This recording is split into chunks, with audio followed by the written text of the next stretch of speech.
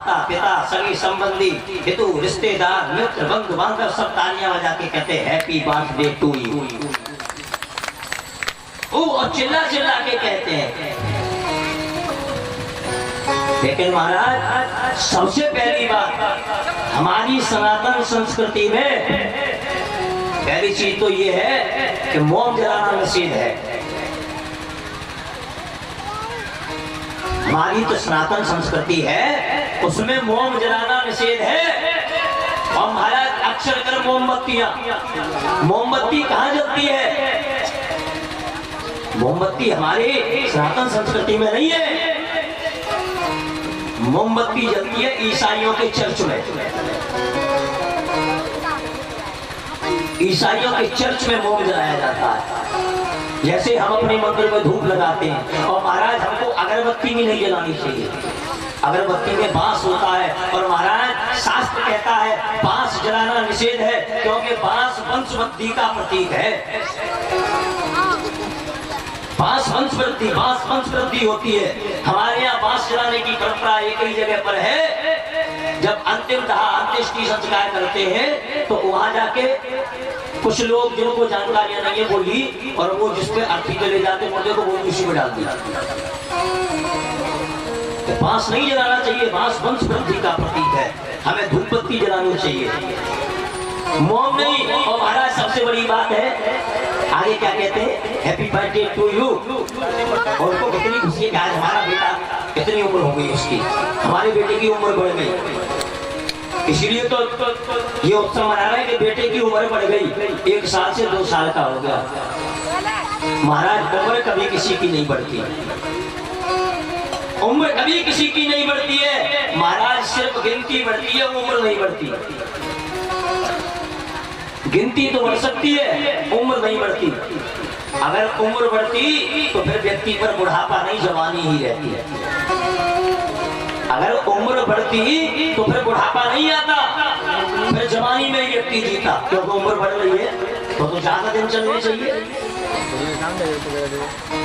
और ऐसी उम्र बढ़ती जा रही है कि अब पहले लाठी डंडा पकड़ के चल तो लेते थे, अब लाठी डंडों से भी नहीं चला जा रहा।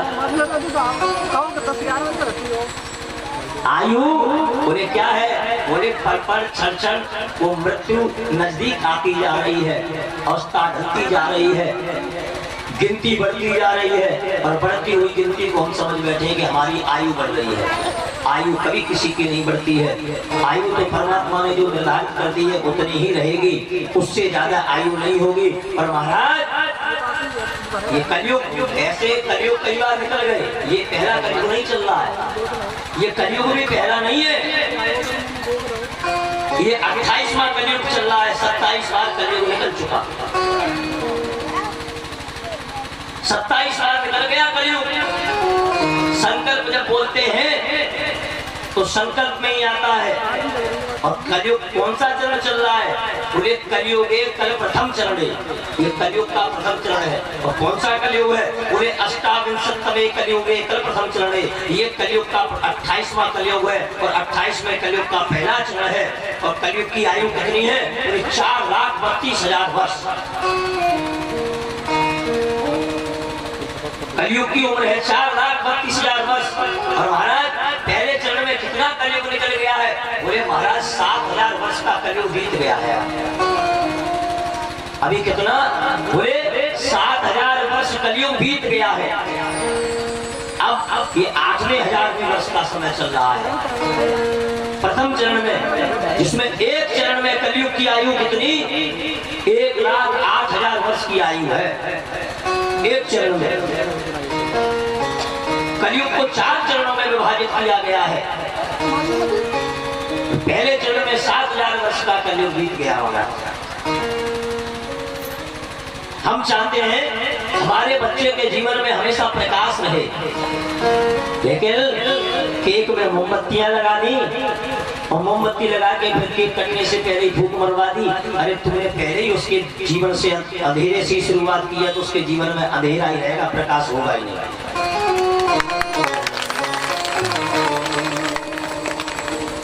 क्या करें? बोले जिस समय बच्चे के जन्म उत्सव की तिथि हो उस समय घी का दीपक जलाएं और ऐसा दीपक जलाएं, अखंड दीपक जो कभी खंड ना हो। जिस तरीके से दीपक की दहकती हुई ज्वालाएं दिव्य ज्योति घर को प्रकाशित कर रही है, ऐसा ही प्रकाश हमारे बच्चे के जीवन में चमकता रहे। हमारे बच्चे के जीवन में कभी अंधेरा ना हो। हमारा बच्चा ऐसे ही चमकते हुए दीपक के प्रकाश की तरह समाज में चमकता रहे, प्रकाशित होता रहे। तो ये हिंदुओं अपनी परंपरा अपनाओ, जमाने की नहीं। आज कितनी बड़ी विडंबना है जो लोग आज हमारे समाज में गंदगी फैला रहे हैं।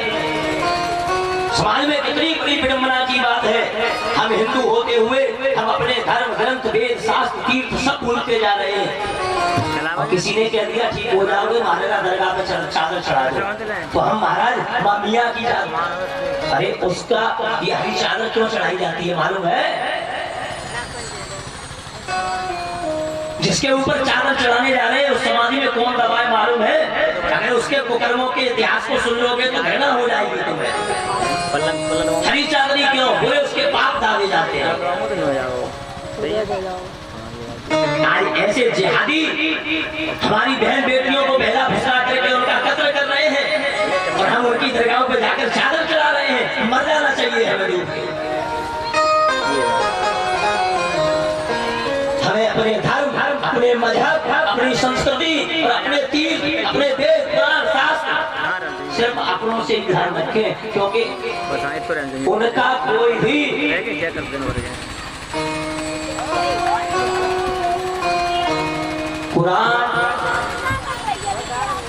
कुरान में जो बातें नहीं है, लेकिन हमारी श्रीमद् भगवत गीता में जो बातें हैं वो कहीं नहीं मिलेंगी। सब वेद शास्त्रों का सार है गीता, निचोड़ है। सारे वेद शास्त्र पुराणों का सार निचोड़ गीता में कर दिया है। और महाराज गीता किसके लिए बनाई गई? बोले गीता बनाई अंधों के लिए। श्रीमद् भगवत गीता किसके लिए बनाई? अंधों के लिए। और गीता का पहला ही श्लोक अंधे के मुख से निकला। धृतराष्ट्र संजय से पूछ रहे धर्म क्षेत्र कुरुक्षेत्र, पहला ही श्लोक अंधे के मुख से। लेकिन महाराज गीता उन अंधों के लिए नहीं बनाई जिनकी आंखें नहीं है। गीता उन अंधों के लिए बनाई कि जिनकी आंखें होते हुए भी उनको दिखाई नहीं है। गीता उन लोगों के लिए है। हम भूल गए। हमको यही नहीं मालूम है कि हमारे नाम में मंदिर कहाँ बन रहा है, लेकिन हमको ये जरूर मालूम है कि वो दरगाह कहाँ बन रही है, वहाँ चादर चढ़ती है, उसका तो हमें ध्यान है। हम अपने इष्ट को भूल गए, हम अपने धर्म को भूल गए, वेद शास्त्र पुराणों को भूल गए। और देखिए हिंदू से एक बार कोई कह दे, हिंदू कितना सीधा है। हिंदू से एक बार कोई कह दे कि बेटा बीमार है, कहाँ चादर चढ़ाओ ठीक हो जाएगा, दौड़ के जाएगा, दिन भी नहीं कटने देगा, दूसरा दिन लगेगा ही नहीं, उतने टाइम जाएगा। और मुसलमान से कह रहा तुम गंगा स्नान कर लो, देखे जाएगा गंगा स्नान करने। जब वो नहीं जा रहा है तो हम क्यों जा रहे हैं? तो हमारा शुद्ध भाषा में बात ये आती है कि अपनी बात से बात कहना चाहिए, दूसरों से नहीं।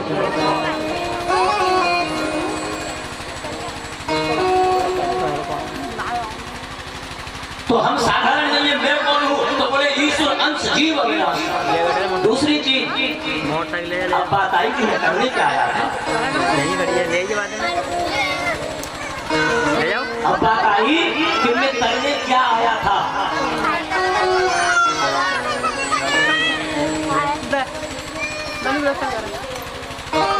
तो मैं करने के लिए आया था श्रवणम कीर्तनम विष्णु स्मरणम पाद सेवनम अर्चनम वंदनम दास्यम सत्यम आत्मनिवेदनम।